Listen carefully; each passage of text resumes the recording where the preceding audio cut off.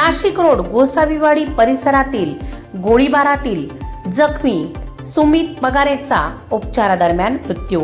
सविस्तर वृत्तांत। नाशिक रोड गोसावीवाडी परिसरात काल सायंकाळी झालेल्या गोळीबाराच्या घटनेत गंभीर जखमी झालेल्या सुमित पगारे याचा उपचारादरम्यान मृत्यू झाला आहे। पोटात 2 गोळ्या लागल्याने त्याची प्रकृती गंभीर होती। रुग्णालयात उपचार सुरू असतानाच त्याने अखेरचा श्वास घेतला।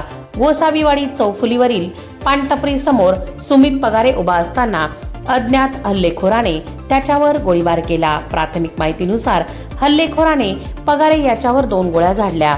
त्यातील गोळ्या पोटाला लागल्याने तो गंभीर जखमी झाला होता। घटनेची माहिती मिळताच नाशिक रोड पोलिसांचे पथक घटनास्थळी दाखल झाले।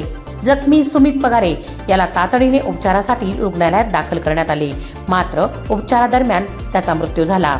या घटनेनंतर गोसावीवाडी परिसरात खळबळ उडाली असून हल्लेखोर नेमके कोण होते आणि गोळीबारामागील नेमके कारण काय याचा तपास पोलिसांकडून सुरू आहे। परिसरातील सीसीटीव्ही फुटेज तसेच प्रत्यक्षदर्शींच्या माहितीच्या आधारे आरोपींचा शोध घेतला जात आहे। शौर्य रणरागिणी न्यूज साठी ब्युरो रिपोर्ट नाशिक।